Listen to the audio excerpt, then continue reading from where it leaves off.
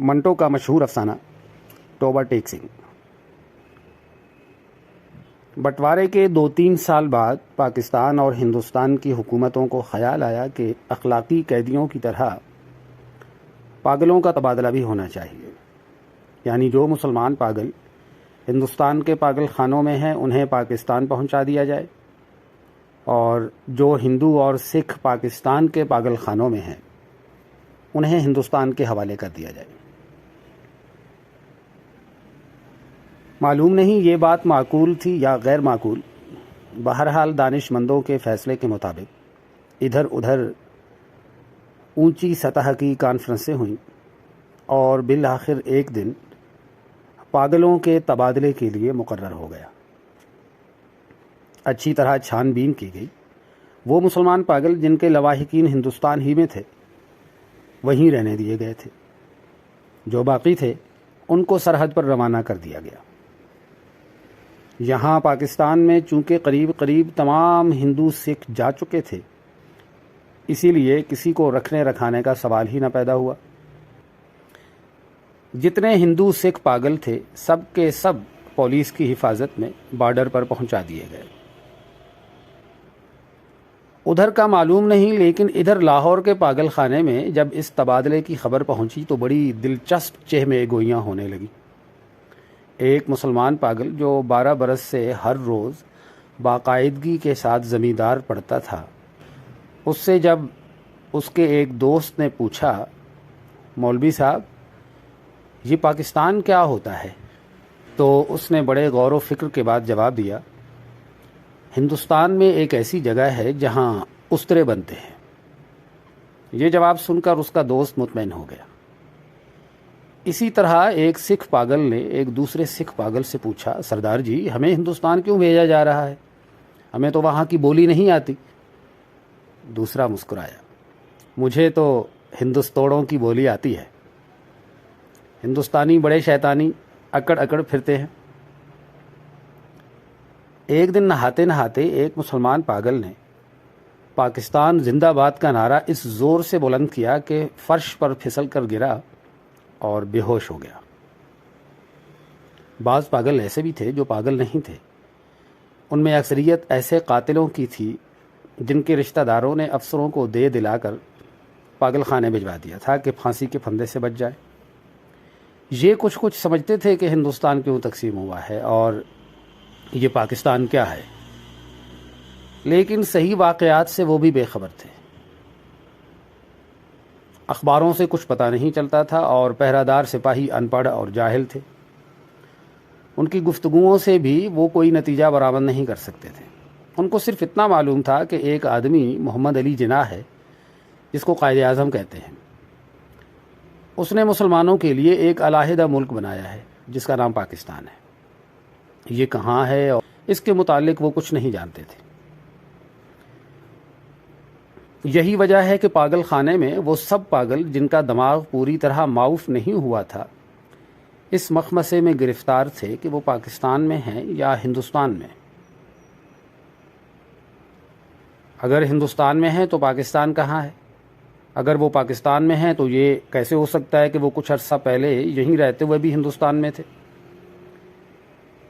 ایک پاگل تو پاکستان اور ہندوستان اور پاکستان کے چکر میں کچھ ایسا گرفتار ہوا کہ اور زیادہ پاگل ہو گیا۔ جھاڑو دیتے ایک دن درخت پر چڑھ گیا اور ٹہنی پر بیٹھ کر 2 گھنٹے مسلسل تقریر کرتا رہا جو پاکستان اور ہندوستان کے نازک مسئلے پر تھی۔ سپاہیوں نے اسے نیچے اترنے کو کہا تو وہ اور اوپر چڑھ گیا۔ ڈرایا دھمکایا گیا تو اس نے کہا، میں ہندوستان میں رہنا چاہتا ہوں نہ پاکستان میں اس درخت پر ہی رہوں گا۔ بڑی مشکلوں کے بعد جب اس کا دورہ سرد پڑا تو وہ نیچے اترا اور اپنے ہندو سکھ دوستوں سے گلے مل کر رونے لگا۔ اس خیال سے اس کا دل بھر آیا تھا کہ وہ اسے چھوڑ کر ہندوستان چلے جائیں گے۔ ایک MSc پاس ریڈیو انجینئر میں جو مسلمان تھا اور دوسرے پاگلوں سے بالکل الگ تھلگ باغ کی ایک خاص روش پر سارا دن خاموش ٹہلتا رہتا تھا، یہ تبدیلی نمودار ہوئی کہ اس نے تمام کپڑے اتار کر دفعہ کے حوالے کر دیے اور ننگ دھڑنگ سارے باغ میں چلنا پھرنا شروع کر دیا۔ چنیوٹ کے ایک موٹے مسلمان پاگل نے، جو مسلم لیگ کا سرگرم کارکن رہ چکا تھا اور دن میں 15-16 مرتبہ نہایا کرتا تھا، یک لخت یہ عادت ترک کر دی۔ اس کا نام محمد علی تھا۔ چنانچہ اس نے ایک دن اپنے جنگلے میں اعلان کر دیا کہ وہ قائد اعظم محمد علی جناح ہے۔ اس کی دیکھا دیکھی ایک سکھ پاگل ماسٹر تارا سنگھ بن گیا۔ قریب تھا کہ اس جنگلے میں خون خرابہ ہو جائے، مگر دونوں کو خطرناک پاگل قرار دے کر علیحدہ علیحدہ بند کر دیا گیا۔ لاہور کا ایک نوجوان ہندو وکیل تھا جو محبت میں ناکام ہو کر پاگل ہو گیا تھا۔ جب اس نے سنا کہ امرتسر ہندوستان میں چلا گیا ہے تو اسے بہت دکھ ہوا۔ اسی شہر کی ایک ہندو لڑکی سے اسے محبت ہوئی تھی۔ گو اس نے اس وکیل کو ٹھکرا دیا تھا، مگر دیوانگی کی حالت میں بھی وہ اس کو نہیں بھولا تھا۔ چنانچہ وہ ان تمام ہندو اور مسلم لیڈروں کو گالیاں دیتا تھا جنہوں نے مل ملا کر ہندوستان کے 2 ٹکڑے کر دیے۔ اس کی محبوبہ ہندوستانی بن گئی اور وہ پاکستانی۔ جب تبادلے کی بات شروع ہوئی تو وکیل کو کئی پاگلوں نے سمجھایا کہ وہ دل برا نہ کرے، اس کو ہندوستان بھیج دیا جائے گا، اس ہندوستان میں جہاں اس کی محبوبہ رہتی ہے۔ مگر وہ لاہور چھوڑنا نہیں چاہتا تھا، اس لیے کہ اس کا خیال تھا کہ امرتسر میں اس کی پریکٹس نہیں چلے گی۔ یورپین وارڈ میں اینگلو انڈین پاگل تھے۔ ان کو جب معلوم ہوا کہ ہندوستان کو آزاد کر کے انگریز چلے گئے ہیں تو ان کو بہت صدمہ ہوا۔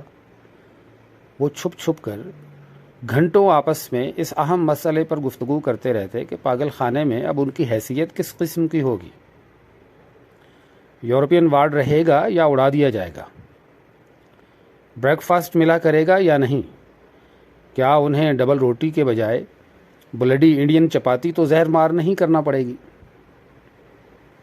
ایک سکھ تھا جس کو پاگل خانے میں داخل ہوئے 15 برس ہو چکے تھے۔ ہر وقت اس کی زبان سے یہ عجیب و غریب الفاظ سننے میں آتے تھے: اوپڑ دی، گڑگڑ دی، اینکس دی، بے دھیانہ دی، moong the dal of the لالٹین۔ دن کو سوتا تھا نہ رات کو۔ پہرے داروں کا یہ کہنا تھا کہ 15 برس کے طویل عرصے میں وہ ایک لہجے کے لیے بھی نہیں سویا، لیٹا بھی نہیں تھا۔ البتہ کبھی کبھی کسی دیوار کے ساتھ ٹیک لگا لیتا تھا۔ ہر وقت کھڑا رہنے سے اس کے پاؤں سوج گئے تھے، پنڈلیاں بھی پھول گئی تھیں، مگر اس جسمانی تکلیف کے باوجود لیٹ کر آرام نہیں کرتا تھا۔ ہندوستان اور پاکستان اور پاگلوں کے تبادلے کے متعلق جب کبھی پاگل خانے میں گفتگو ہوتی تھی وہ غور سے سنتا تھا۔ کوئی اس سے پوچھتا تھا کہ اس کا کیا خیال ہے تو وہ بڑی سنجیدگی سے جواب دیتا: اوپڑ دی، گڑگڑ دی، اینکس دی، بے دھیانہ دی، moong the dal of the Pakistan government. لیکن بعد میں آف دی پاکستان گورنمنٹ کی جگہ of the Toba take Singh government نے لے لی، اور اس نے دوسرے پاگلوں سے پوچھنا شروع کر دیا کہ ٹوبہ ٹیک سنگھ کہاں ہے، جہاں کا وہ رہنے والا ہے، لیکن کسی کو بھی معلوم نہیں تھا کہ وہ پاکستان میں ہے یا ہندوستان میں۔ جو بتانے کی کوشش کرتے تھے خود اس الجھاؤ میں گرفتار ہو جاتے تھے کہ سیالکوٹ پہلے ہندوستان میں ہوتا تھا پر اب سنا ہے کہ پاکستان میں ہے۔ کیا پتا ہے کہ لاہور جو اب پاکستان میں ہے کل ہندوستان میں چلا جائے، یا سارا ہندوستان ہی پاکستان بن جائے۔ اور یہ بھی کون سینے پر ہاتھ رکھ کر کہہ سکتا تھا کہ ہندوستان اور پاکستان دونوں کسی دن سرے سے غائب ہی ہو جائے۔ اس سکھ پاگل کے کیس چھدرے ہو کر بہت مختصر رہ گئے تھے۔ چونکہ بہت کم نہاتا تھا اس لیے داڑھی اور سر کے بال آپس میں جم گئے تھے، جس کے باعث اس کی شکل بڑی بھیانک ہو گئی تھی۔ مگر آدمی بے ضرر تھا، 15 برسوں میں اس نے کبھی کسی سے جھگڑا فساد نہیں کیا تھا۔ پاگل خانے کے جو پرانے ملازم تھے وہ اس کے متعلق جانتے تھے کہ ٹوبہ ٹیک سنگھ میں اس کی کئی زمینیں تھیں، اچھا کھاتا پیتا زمیندار تھا کہ اچانک دماغ الٹ گیا۔ اس کے رشتہ دار لوہے کی موٹی موٹی زنجیروں میں اسے باندھ کر لائے اور پاگل خانے میں داخل کرا گئے۔ مہینے میں ایک بار ملاقات کے لیے یہ لوگ آتے تھے اور اس کی خیر خیریت دریافت کر کے چلے جاتے تھے۔ ایک مدت تک یہ سلسلہ جاری رہا، پر جب پاکستان ہندوستان کی گڑبڑ شروع ہوئی تو ان کا آنا بند ہو گیا۔ اس کا نام بشن سنگھ تھا، مگر اسے ٹوبہ ٹیک سنگھ کہتے تھے۔ اس کو یہ قطعاً معلوم نہیں تھا کہ دن کون سا ہے، مہینہ کون سا ہے، یا کتنے سال بیت چکے ہیں، لیکن ہر مہینے جب اس کے عزیز و اقارب اس سے ملنے کے لیے آتے تھے تو اسے اپنے آپ پتہ چل جاتا تھا۔ چنانچہ وہ دفعہ دار سے کہتا کہ اس کی ملاقات آ رہی ہے۔ اس دن وہ اچھی طرح نہاتا، بدن پر خوب صابن گھستا اور سر میں تیل لگا کر کنگھا کرتا۔ اپنے کپڑے جو وہ کبھی استعمال نہیں کرتا تھا نکلوا کے پہنتا اور یوں سج کر ملنے والوں کے پاس جاتا۔ وہ اس سے کچھ پوچھتے تو وہ خاموش رہتا، یا کبھی کبھار اوپڑ دی، گڑ گڑ دی، اینکس دی، بے دھیانہ دی، moong the dal of the لالٹین کہہ دیتا۔ اس کی ایک لڑکی تھی جو ہر مہینے ایک انگلی بڑھتی بڑھتی 15 برسوں میں جوان ہو گئی تھی۔ بشن سنگھ اس کو پہچانتا ہی نہیں تھا۔ وہ بچی تھی، جب بھی اپنے باپ کو دیکھ کر روتی تھی، جوان ہوئی تب بھی اس کی آنکھوں سے آنسو بہتے تھے۔ پاکستان اور ہندوستان کا قصہ شروع ہوا تو اس نے دوسرے پاگلوں سے پوچھنا شروع کیا کہ ٹوبہ ٹیک سنگھ کہاں ہے۔ جب اطمینان بخش جواب نہ ملا تو اس کی کریت دن بدن بڑھتی گئی۔ اب ملاقات بھی نہیں آتی تھی۔ پہلے تو اسے اپنے آپ پتہ چل جاتا تھا کہ ملنے والے آ رہے ہیں، پر اب جیسے اس کے دل کی آواز بھی بند ہو گئی تھی جو اسے ان کی آمد کی خبر دے دیا کرتی تھی۔ اس کی بڑی خواہش تھی کہ وہ لوگ آئیں جو اسے ہمدردی کا اظہار کرتے تھے اور اس کے لیے پھل، مٹھائیاں اور کپڑے لاتے تھے۔ وہ اگر ان سے پوچھتا کہ ٹوبہ ٹیک سنگھ کہاں ہے تو وہ اسے یقیناً بتا دیتے کہ پاکستان میں ہے یا ہندوستان میں، کیونکہ اس کا خیال تھا کہ وہ ٹوبہ ٹیک سنگھ ہی سے آتے ہیں جہاں اس کی زمینیں ہیں۔ پاگل خانے میں ایک پاگل ایسا بھی تھا جو خود کو خدا کہتا تھا۔ اس سے جب ایک روز بشن سنگھ نے پوچھا کہ ٹوبہ ٹیک سنگھ پاکستان میں ہے یا ہندوستان میں تو اس نے حسب عادت کہکا لگایا اور کہا وہ پاکستان میں ہے نہ ہندوستان میں، اس لیے کہ ہم نے ابھی تک حکم نہیں دیا۔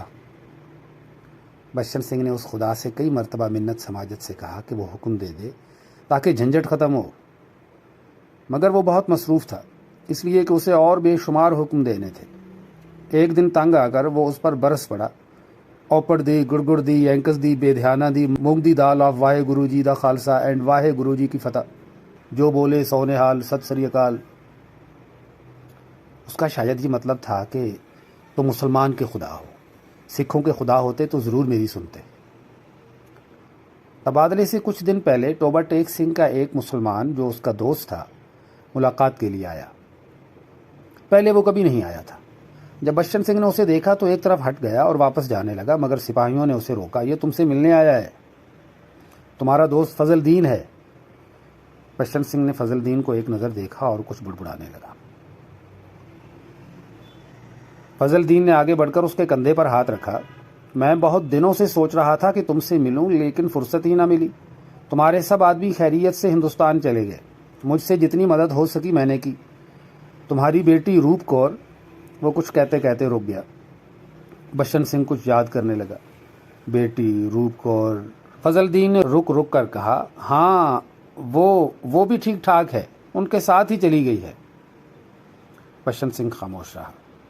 فضل دین نے کہنا شروع کیا، انہوں نے مجھ سے کہا کہ تمہاری خیر خیریت پوچھتا رہوں۔ اب میں نے سنا ہے کہ تم ہندوستان جا رہے ہو۔